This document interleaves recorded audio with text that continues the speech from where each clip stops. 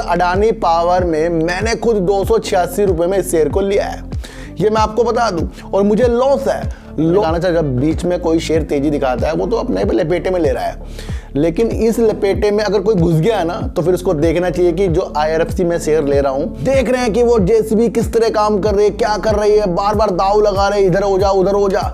समझ लो सर, जब आप ऐसे शेयरों को खरीद, करता क्या है सर, समझदार व्यक्ति कंपनी में पैसा लगाकर फिर बैठ जाता है। उसे पता है कि अभी तो कंपनी गड्ढा खोद रही है। एक जगह 50 लोग एक जगह देख रहे थे, इधर से एक आदमी आ रहा था एक रास्ते में, सोचे 50 लोग क्या देख रहे हैं यहाँ पर। तो उस आदमी ने जो लंबे समय के बनाकर चलिए, लोग सोचते हैं सर ये शेयर ना नीचे गिर रहा, बेकार हो गया। सर शेयर का प्राइस नीचे गिरने से कंपनी कभी भी खराब नहीं होती। तो BRVNL को आपको 65 रुपीज का भी समझना है सिर्फ, अगर जिसके पास है उसे होल्ड करना है, क्योंकि रेलवे के लिए वो देखने को मिल रहा है जैसे बिग बाजार का हाल हो गया है, अडानी जी के साथ ऐसा हो गया, तो ये कोई भी कंपनी के साथ ऐसा हो सकता है। अगर आपको एक चीज बताऊं सर, कि जब हम ऐसी आशा डाल लेते हैं कि 15 साल 20 साल बाद कोई शेयर हमें मल्टी बैगर मिलेगा, तो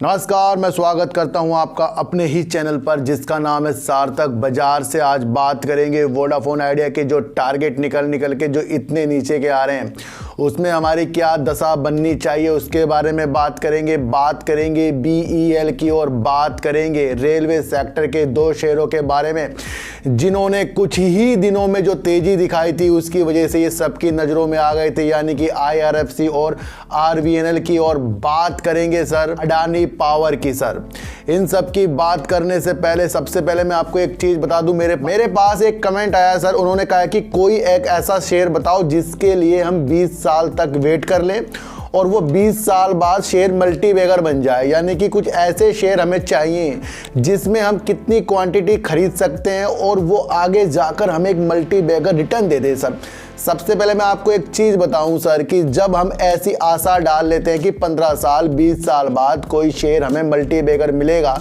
तो वो बिल्कुल गलत है सर। अगर आपकी भावना इस तरीके की है, जो भी आप शेयर ले रहे हैं वो 20 साल बाद बहुत अच्छा रिटर्न देगा, ये बिल्कुल गलत है। ये अभी आपको देखने को मिल रहा है जैसे बिग बाजार का हाल हो गया है, अडानी जी के साथ ऐसा हो गया, तो ये कोई भी कंपनी के साथ ऐसा हो सकता है।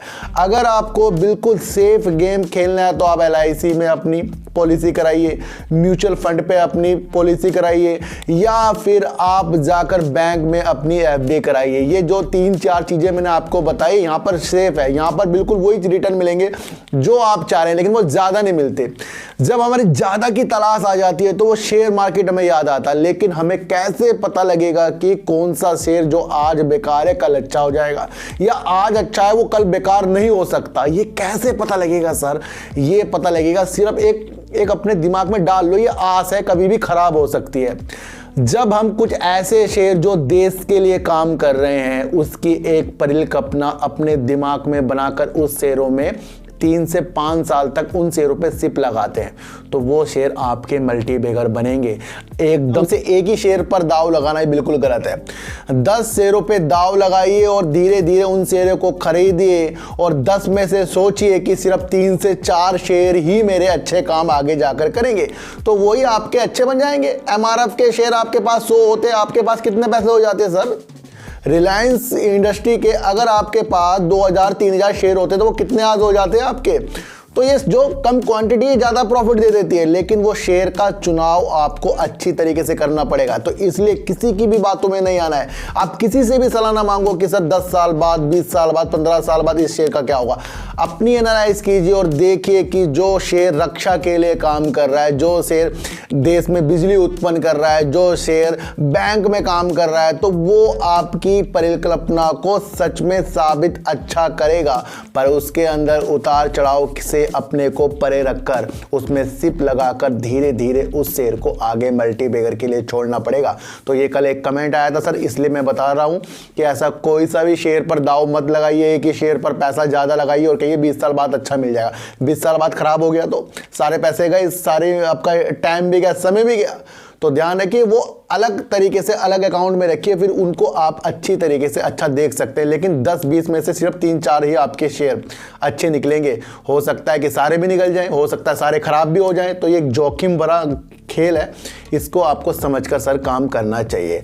अब बात करेंगे BEL की, और BEL की बात इसलिए भी करेंगे, मैंने आपको बता रखा सर रक्षा के लिए स्वदेशी ये बहुत ही अच्छा एक कंपनी है जो अपने को डिफेंस के सेक्टर में ज़्यादा से ज़्यादा अच्छा करता जा रहा है। और उसके बाद लिथियम आयन बैटरी के लिए भी ये काम करता है और कंपनियों के लिए ये बैटरी का भी अपना एक काम करता है। अभी हाल ही में इसने गोवा शिपयार्ड के साथ एक समझौता किया है। ये अब नौसेना प्लेटफॉर्म के लिए भी AI आधारित काम करने वाला है, यानी कि उनको कोई भी ऐसी सुविधा जो नौसैनिकों को चाहिए अपने शिप में, उसके लिए BEL एक बढ़ चढ़कर भाग देने वाला है। तो यही तेजी का कारण आज आपको शेयर में देखने को मिला। लेकिन जिस तरीके से ये नौसैनिक प्लेटफॉर्म में भी अपने हाथ को आजमा रहा है और अधिकतर हर चीज़ों में ये अपने डिफेंस के लिए अच्छा काम करता है, तो ये शेयर मैं आपको बता रहा हूँ बहुत अच्छा मल्टी बैगर शेयर है ये वाला, क्योंकि ये सबसे अच्छा आपको समझना चाहिए रक्षा के लिए काम कर रहा है और करीब सबसे ज़्यादा परसेंटेज में ये स्वदेशी अपने उपकरणों का आविष्कार करता है, बनाता है उसको। तो ये क्या हो गया सर, ये हमें आने वाली दिशा को अच्छा कर रहा है। तो इसका व्यू है ना लंबे समय के बनाकर चलिए। लोग सोचते हैं सर ये शेयर ना नीचे गिर रहा, बेकार हो गया। सर शेयर का प्राइस नीचे गिरने से कंपनी कभी भी खराब नहीं होती। तो BEL ने जिस तरीके से गोवा शिपयार्ड के साथ एक समझौता कर लिया है, नौसैनिक प्लेटफॉर्म के लिए ये AI आधारित अपनी काम करेगा, तो कहीं ना कहीं पॉजिटिव संकेतों के साथ इसे अपने पोर्टफोलियो में हमें समझाना पड़ेगा ही पड़ेगा सर। एक जगह 50 लोग एक जगह देख रहे थे, इधर से एक आदमी आ रहा था एक रास्ते में, सोचे 50 लोग क्या देख रहे हैं यहाँ पर। तो उस आदमी ने जो वहां से इधर से आ रहा था उनसे पूछा भाई क्या देख रहे हो। तो जब उन्होंने देखा कि नीचे ना JCB है ना गड्ढा खोद रही थी, तो वो 50 के 50 लोग ना इस प्रतीक्षा में थे कि वो गड्ढा कब भरेगा, कब रास्ता होगा, कब वो उसके पार जाएंगे। वो इस उसके उपलक्ष्य में थे, लेकिन उन्होंने अपने 3 से 4 दिन वहीं खराब कर दिए गड्ढा खोदने में। लेकिन समझदार व्यक्ति करता क्या है सर, समझदार व्यक्ति कंपनी में पैसा लगाकर फिर बैठ जाता। उसे पता है कि अभी तो कंपनी गड्ढा खोद रही है, अभी तो JCB गड्ढा खोद रही है। उसे देखकर करना क्या है सर, अपना समय भी खराब करना है और बार बार सोचना है ये कब ये काम पूरा होगा, कब मैं दूसरी तरफ जाऊंगा। तो ये बहुत ही गलत बात है कि जब रेलवे के लिए बजट में 2.40 लाख करोड़ का एक आवंटन कर दिया गया, जो सबसे बड़ा रेलवे के लिए बजट निकल कर आया, इसके अंदर हमने अभिनय अभिलाषा बहुत ज्यादा रेलवे के लिए अच्छी बना ली थी। बजट से पहले जिस तरीके से IRFC RVNL ने आपको तेजी के संकेत दिखाए, ये लाजमी है कि जो भी बजट आया उसके अंदर जो भी अलग अलग राज्यों को जो पैसा दिया जाएगा, जिस तरीके से यूपी के लिए 17,507 करोड़ रुपए इन 2.40 लाख करोड़ में से आवंटन है, तो कहीं ना कहीं इस तरीके से और राज्यों के लिए भी काम होगा। तो ये धीरे धीरे गड्ढे पे काम हो रहा है, इसको आपको समझना चलेगा। IRFC ने इतना अच्छा रिजल्ट देने के बाद भी फिर आपको वो रंगीनता क्यों नहीं दिखाई। हमने आपको एक बात बताई कि जब रेलवे के लिए इतना आधुनिकीकरण तरीके से काम हो रहा है और ये IRFC RVNL को पैसा देकर अपनी मंशा को पूरा भी कराता है, तो ये अब 2 से 3 साल का व्यू बन गया है।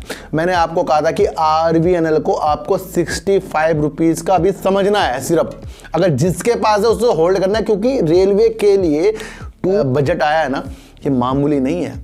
लेकिन इसमें तो वर्क होगा ना सर। मैंने कहा ना कि 50 लोग अपना टाइम खराब कर रहे हैं, देख रहे हैं कि वो JCB किस तरह काम कर रही है, क्या कर रही है, बार बार दाव लगा रहे हैं, इधर हो जा उधर हो जा।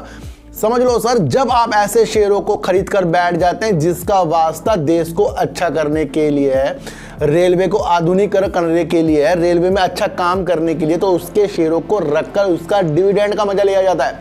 और मैंने आपको हर बार कहा है कि IRFC जो एक शेयर है, डिविडेंड के माध्यम से शेयर रखा जाएगा, ना कि इसमें जो अच्छी चीजें सेल कर रहे हैं, जो 22% की साल दर साल ग्रोथ कर दी है, उसको देखकर आप सोच रहे से खरीद लूं।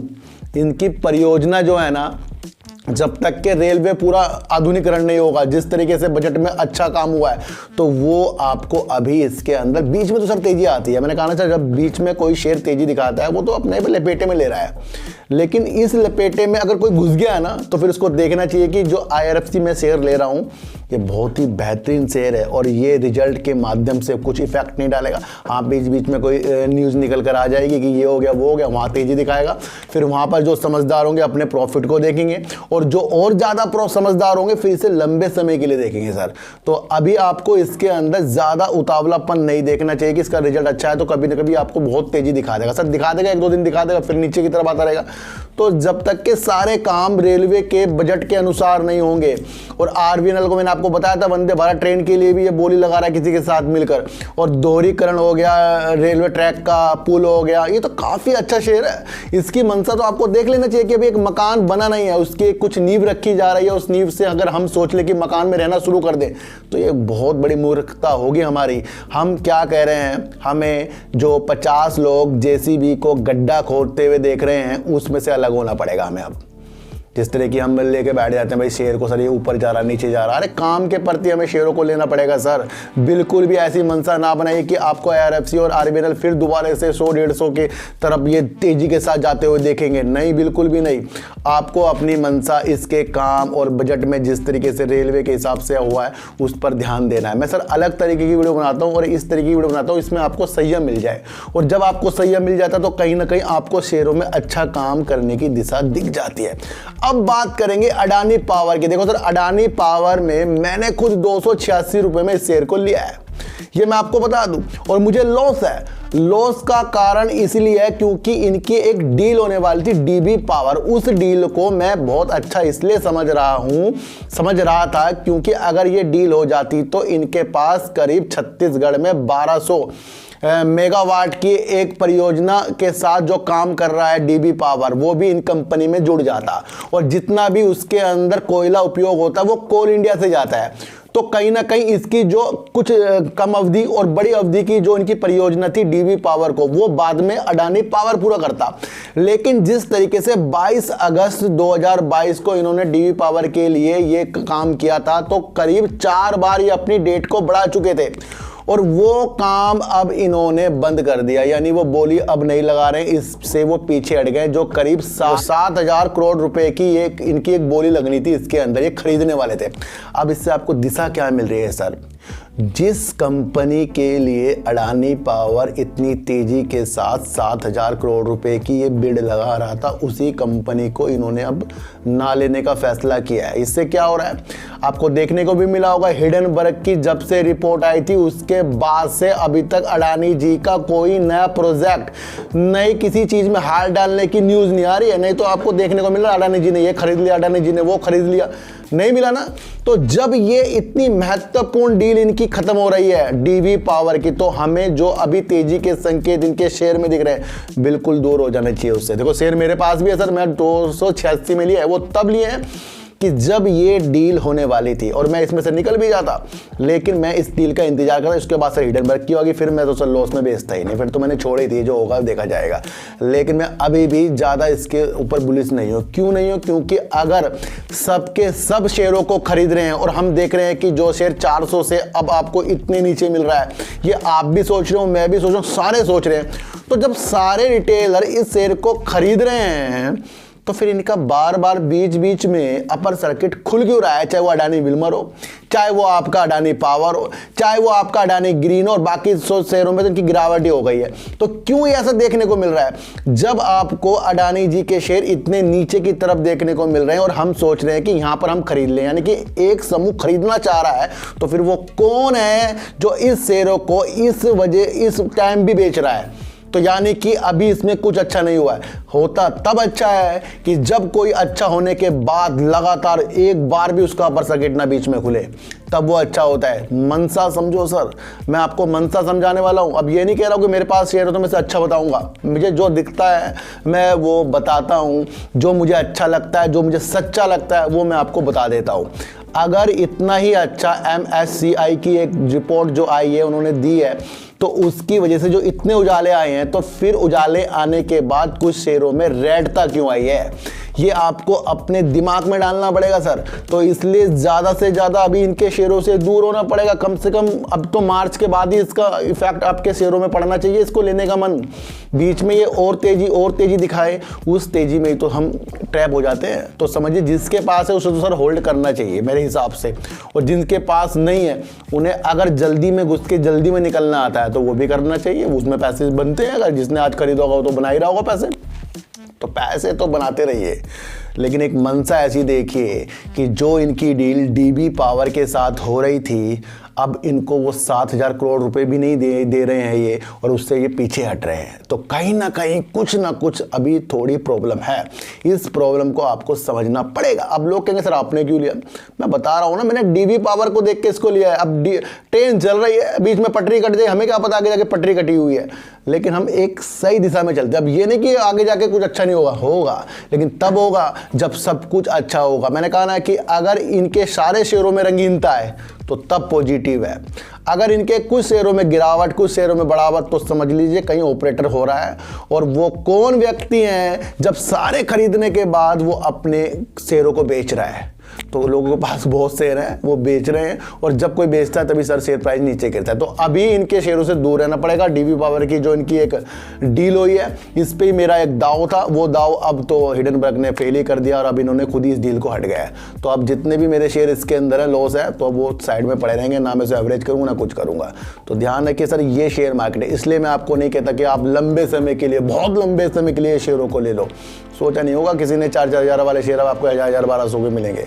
तो कभी भी अगर आपकी मंशा इस तरीके की है कि शेयर मुझे करोड़पति बना देगा, वो अचानक से बनाएगा, एकदम से आपको समझ कर नहीं बनाएगा कि आप, इसलिए वो 10 में से सिलेक्ट कीजिए शेयरों को, और 10 में ही दाव लगाइए, और 10 में से कुछ चीज़ ही बाहर निकल कर आएगी। ये नहीं कि आपको 10 के 10 ही मल्टीबैगर शेयर मिल जाएंगे। तो किसी भी बातों में, किसी भी चीज़ में भी आपको भरोसा नहीं करना पड़ेगा।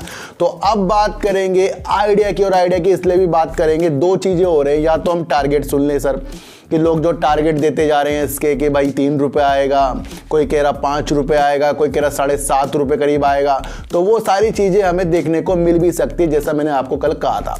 एक व्यक्ति ने कल कमेंट किया, सर पहले तो आप आइडिया की बुराई करते थे, अब आप आइडिया की बढ़ाई कर रहे हो। उन्होंने मेरी वीडियो नहीं समझी। मैं कह रहा कि 60 दिन के अंदर ये 3 रुपये भी आ सकता है। अगर मेरी वीडियो कल कोई देख ले तो मैंने क्या कहा है सर, हमें खुश नहीं होना है। और मैंने कहा था आपको कि ये सही समय नहीं है जो सरकार ने इसके अंदर स्टेक लिया है। ये सारी चीज़ें मैंने आपको बताई है, तब बताई है जब शेयर ने 3/12% मारा है। तो मैं जो सही लगता है सर मैं वो बताऊंगा आपको, जो मुझे गलत लगता है वो भी मैं आपको बताऊंगा, और वो आपकी अपनी थिंकिंग से सोचना है। तो यहाँ पर आइडिया जिस तरीके से टारगेट में उलझता जा रहा है, कोई 3, 5, 7.5 के जो टारगेट निकल कर आ रहे हैं, वो भी हमें सोचना है। फिर दूसरी तरफ अक्षय मुद्रा जी, जो इसके आरपू 135 और वॉइस क्वालिटी को अच्छा होना और सब्सक्राइबर को जोड़ने से जो खुश हैं, फिर वो भी हमें सोचना है। फिर अक्षय मुद्रा जी ने ये कह दिया है कि वो वेंडरों से बात कर रहे हैं 5G लाने के लिए, तो कहीं ना कहीं ये भी अच्छा है। फिर वो कह रहे हैं कि सरकार जिस तरीके से चाहती है कि हम 5G लाएं, हम उसके लिए भी कार्य कर रहे हैं, तो फिर हमें ये भी सुनना चाहिए सर। तो दोनों तरफ आपके तराजू हैं, आपको जिस तराजू में आपको अच्छा लगता है उस तराजू में आपको बैठना है। क्यों बैठना है सर? क्योंकि टारगेट भी 3 के भी पूरे होंगे, और वो फिर 3 के बाद 30 पे भी जाएगा। ट्रेन अगर जा रही है तो वापस भी आएगी, और वापस ये तो फिर जाएगी भी, तो वो भी हो सकता है। जरूरी नहीं कि कोई अपने फर्म इसके टारगेट दे तो वहीं नहीं जाएगा, जाएगा भाई, जाए हमारी तरफ से तो। लेकिन फिर जो इसके अंदरूनी जो इसके अक्षय मुद्रा जी हैं, उनकी अभिलाषा को देखें तो फिर इसमें समय देना बन रहा है। तो 60 दिन में इसके अंदर एक सुनहरी तेजी, और फिर उसके अंदर और अच्छा आपको देखना है तो फिर इसमें सालों लग जाएंगे। तो आपका एक प्लान अपने द्वारा इसके अंदर बनाना पड़ेगा कि हम अक्षय मुद्रा जी जो इसके अंदर इसकी व्यू को अच्छा कर रहे हैं, तो दूसरी तरफ इसके टारगेट हमें निगेटिव दिशा दिखा रहे हैं। तो दोनों तरफ आपको मैंने कहा ना कि जेसीबी को अपना गड्ढा खोदने दो, और आप साइड में शेयरों को लेकर बैठ जाओ, बस फिर कुछ करना नहीं है। फिर जो भी होगा फिर तो सर वो समय के बाद वो गड्ढा भरेगा, फिर कहीं ना कहीं आपका आइडिया भी अच्छे सुनहरे अक्षरों से जाएगा। तो अभी टारगेटों में आइडिया कुछ दिन और उलझेगा, फिर 60 दिन हो जाएंगे, वहां से कुछ खबरें आएंगी फंड वाली, फिर ये आपको तेजी के संकेत दिखाएगा। तो BEL जिस तरीके से रक्षा के साथ और अब वो नौसैनिक प्लेटफॉर्म में अपनी AI की आधारित सुविधा देने के लिए समझौता कर चुका है, तो बहुत ही बेस्ट शेयर ये बन रहा है। इंडियन IRFC ही रेलवे के लिए अच्छा बेहतर काम करेंगे, लेकिन जब इतना बड़ा बजट आता है तो आपको देखना चाहिए कि कई सालों तक का ये काम होगा, तो इनके रिजल्ट और इनकी न्यूज़ पर आपको इफेक्ट डालता हुआ देखने को नहीं मिलेगा। ये आपको समझकर चलना पड़ेगा। और जिस तरीके से अडानी पावर ने DB पावर की एक कैंसिल अपनी चीज़ कर दी है, तो यहाँ पर थोड़ी सी मनसा जो आज अपर सर्किट लग गया वो लगना नहीं चाहिए। फिर भी अगर इसकी शेयर प्राइस नीचे हैं तो सारे कंपनियों में इसमें ग्रीनता आनी चाहिए। तो फिर वो कौन से व्यक्ति हैं जो अब भी शेयरों को सेल कर रहे हैं, तो अभी इनके शेयरों से हमें दूर रहना पड़ेगा। तो सर चीटी को हटा दीजिए, गाय को रोटी दीजिए और अपने बच्चों को ज़्यादा से ज़्यादा प्यार कीजिए, क्योंकि बच्चे ही आपकी मासूमियत से किस्मत पलटेंगे। तो फिर मिलेंगे आपसे नए वीडियो के साथ, जब तक के लिए नमस्कार।